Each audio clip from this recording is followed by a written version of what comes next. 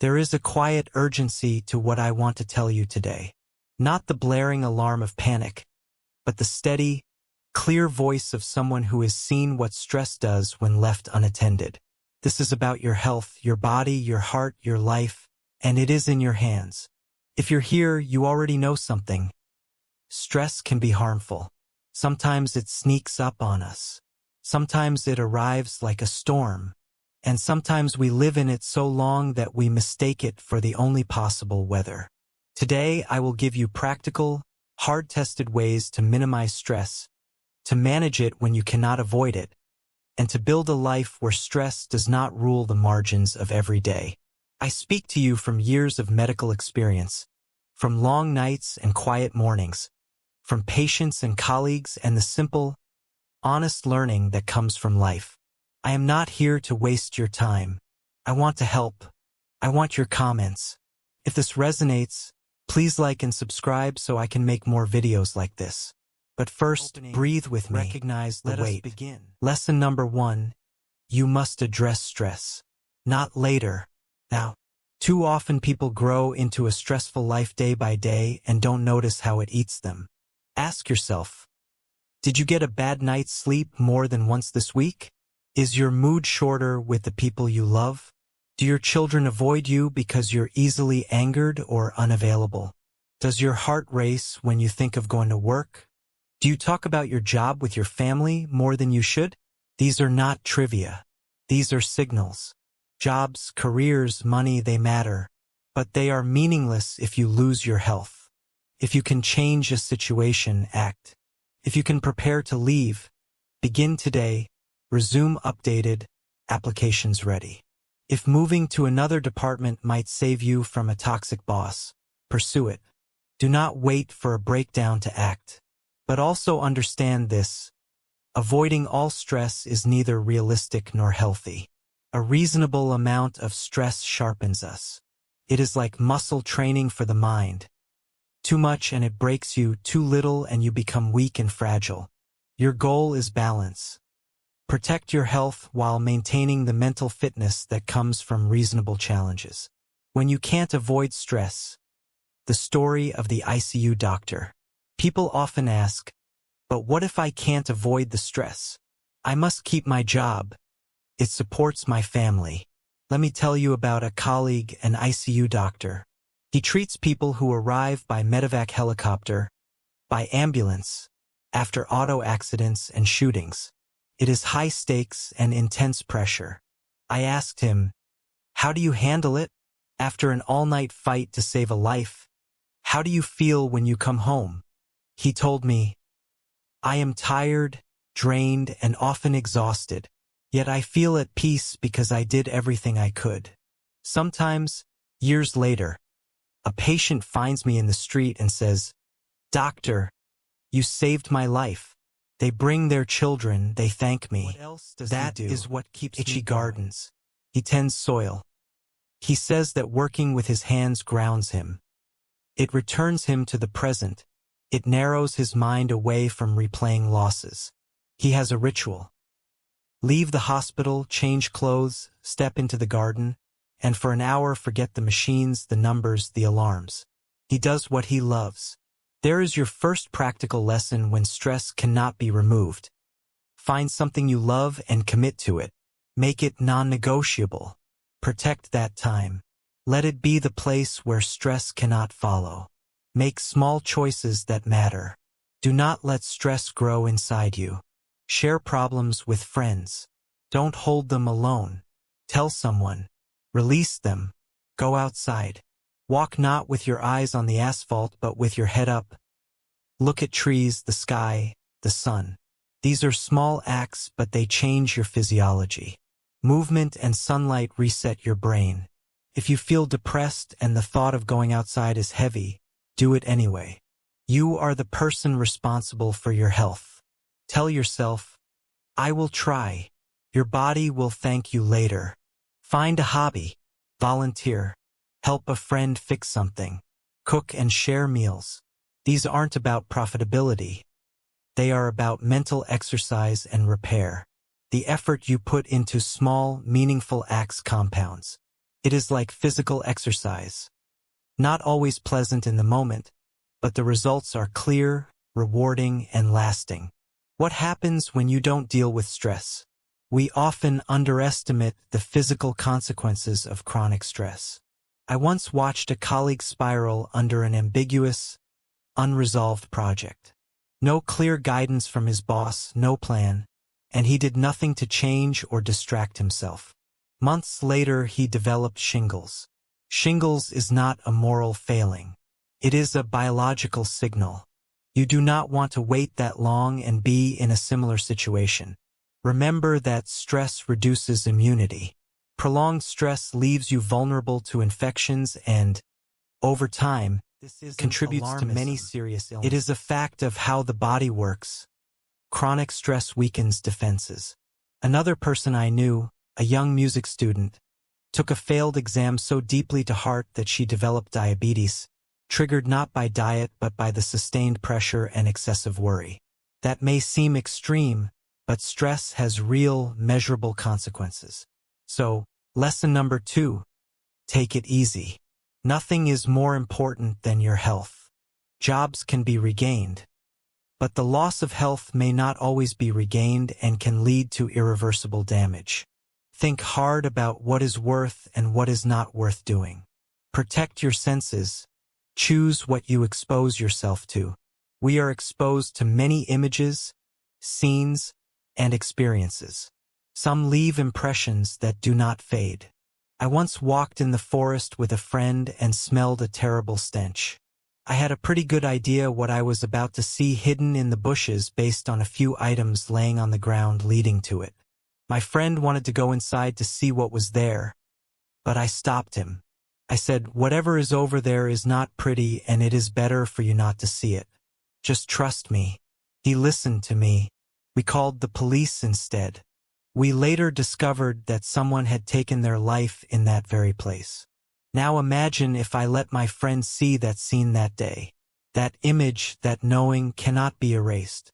Think about consequences and trauma it could have caused to him. If you can avoid unnecessary exposure to traumatic content, avoid it. Curiosity is natural, but not every sight needs to be seen or experienced. Protect your mind from what you don't need to witness. That too is a form of a mental hygiene. Practical tools, a daily toolkit for stress. Now let us build a toolkit, practical, immediate things you can do every day. These are small, repeatable, and powerful. 1. Sleep hygiene. Prioritize sleep like a job. No screens an hour before bed. Cooler room, consistent schedule. If sleep is poor, address it. Poor sleep multiplies stress. 2. Breathing. When your heart races, use slow breathing. Inhale for 4 counts, hold for 1, exhale for 6. 6 breaths of this will calm your nervous system. Practice daily. 3. Movement. Walk for at least 30 minutes per day. Do strength exercises twice a week.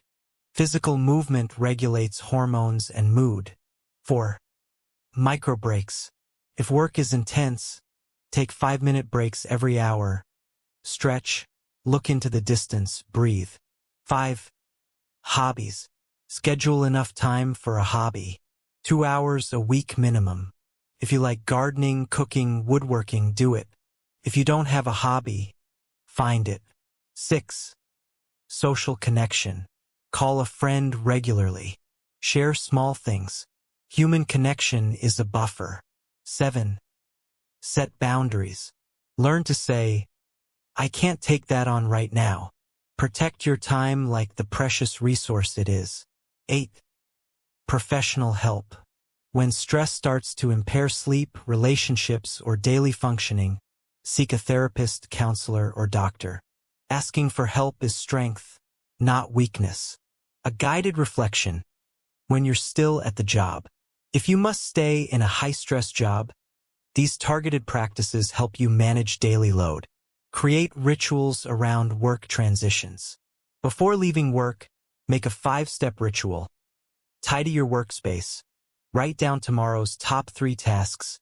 Take 3 slow breaths. Change into different clothes. Step outside for 2 minutes.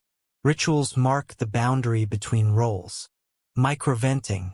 Find one trusted person, a colleague or friend, with whom you can briefly debrief. Decode the event rather than ruminate. Say, "This happened. This is how I'll respond." Then let go. Meaning check. Ask, what meaning do I get from this work? What part of it is nourishing? If you can reconnect with a small element of meaning, helping one person, learning one skill, stress becomes more bearable. Tactical problem solving. List concrete steps you can take to change the situation. List one thing you can control. Your schedule, your breaks, your language. Control the controllable. The power of small pleasures. Small pleasures are not trivial. They are the stitches that hold a life together. The cup of tea in the morning, the sunlight that hits your desk, the smell of bread baking. They are anchors. Cultivate them. Build a ritual morning light, a song you love while making breakfast, a walk after lunch. Collect small moments deliberately. They accumulate into resilience. Self-compassion.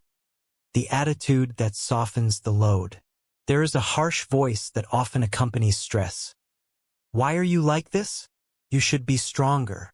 This inner critic deepens suffering. The antidote is self-compassion. Say to yourself, "This is hard. I am doing my best." Place your hand on your heart and repeat it. Treat yourself as you would treat a dear friend. Compassion is not indulgence, it is medicine. Practices of self-compassion. Write a short note to yourself each evening highlighting one thing you did well. When you make a mistake, say, "That was difficult. I can learn from it." Small shifts in language change brain chemistry over time. Stories to remember.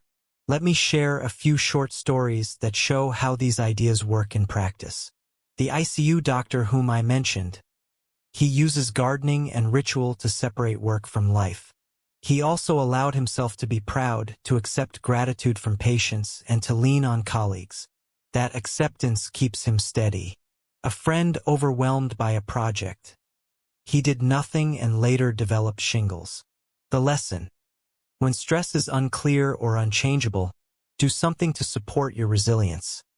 Exercise, connection, distraction, or action. A student who collapsed under worry after an exam. Extreme worry can become a physical illness. Take emotional signals seriously. Seek help early. The forest incident. Some things, once witnessed, cannot be possible. And seek support if you're exposed to trauma. Mindful presence. A simple practice you can do now. Mindfulness is not mystical. It is simple presence. Sit comfortably. Feel your feet on the floor. Close your eyes if comfortable. Breathe naturally. Notice the breath at the nostrils, the cool in, the warm out. When thoughts arise, label them gently. Thinking. Then return to the breath. Do this 3 minutes a day. That 3 minutes grows into 10, 10 into 30. It trains your mind to return, to anchor, to find calm in the middle of noise. When anxiety comes, use the breath as a shore. Name the feeling. This is fear. Say to yourself, this is not permanent.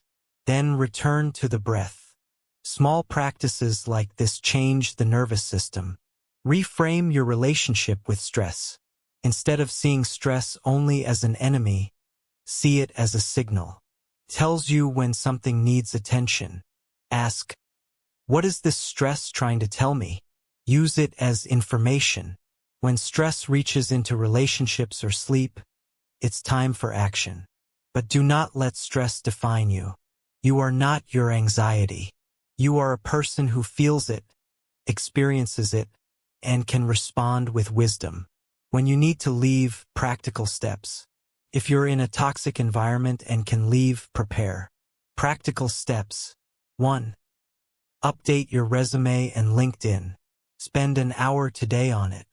2. Network discreetly, reach out to former colleagues.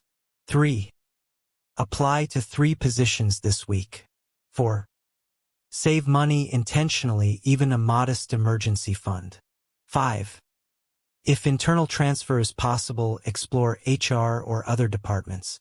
Action reduces helplessness. Helplessness amplifies stress.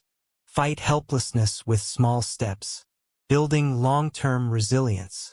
Long-term resilience comes from daily choices. Nutrition. Eat balanced meals. Avoid chronic caffeine spikes and sugar crashes that worsen anxiety. Exercise. Keep moving. Even light weight training improves mood. If you need professional help, keep a routine. Get it. Social life. Maintain friendships. Volunteer. Serve others. Helping others lifts your own burdens. Purpose. Keep a project that matters to you, creative, service-oriented, or skill-building. Purpose nudges the mind beyond short-term worries. Facing loss and trauma. Sometimes stress is a response to real loss. Death, breakup, illness. In those times, please be gentle with yourself. Grief is not a problem to fix. It is a process to be honored. Seek support groups. See a counselor. Allow rituals. Funerals, letters, moments of remembrance. Routines help when the heart feels unmoored. Build small daily anchors. Morning tea, a brief walk, listening to a favorite piece of music. When it feels impossible, there will be days when even small tasks seem mountainous. On those days, reduce expectations. Ask, what is the next smallest helpful thing I can do? Make that the only goal. Use the 5-minute rule. Commit to one thing for 5 minutes. Often momentum follows. Use compassion phrases. This is hard. I am here. Repeat them. If thoughts of harming yourself appear, seek emergency help immediately. Contact local services or someone you trust. You are not alone. A final guided moment. Let us do a short practice together. Sit or stand. Place your hand over your heart. Breathe in slowly. Count to 4, hold for 1. Breathe out to 6. Repeat 3 times. Now bring to mind one thing that you can do today to relieve stress. It should be simple. A short walk, calling one friend, writing a sentence on your resume, planting one seed in a pot, putting your phone in another room for an hour. See that action now. Visualize doing it. Feel relief as you imagine your shoulders drop. Say to yourself, I can do this. Small steps matter. Breathe again. Conclusion, a basic hygiene of life. To conclude, avoid excessive stress when you can. Deal with stress when you can't. Think twice before exposing yourself to unnecessary stress. Do the small things every day. Sleep, breathe, move, connect, and find what you love. Build rituals to mark transitions. Practice self-compassion, not self-judgment. When stress signals danger, act even in small ways. When stress is unavoidable, anchor yourself with hobbies, rituals, and supportive people. Remember the ICU doctor who gardens. Remember the colleague who developed shingles. Remember the student and the forest. These stories are not meant to frighten. They are meant to instruct. They show us the cost of inaction and the healing power of small, consistent choices. If this video helped you, please like and subscribe. Share your experience in the comments. One small story may be the lifeline someone else needs today. Tell us, what is one small step you'll take this week to protect your health from stress? Until next time, breathe deeply, move gently, and remember, your health is worth protecting. You are worth the effort. Let's fight stress together, one small step at a time.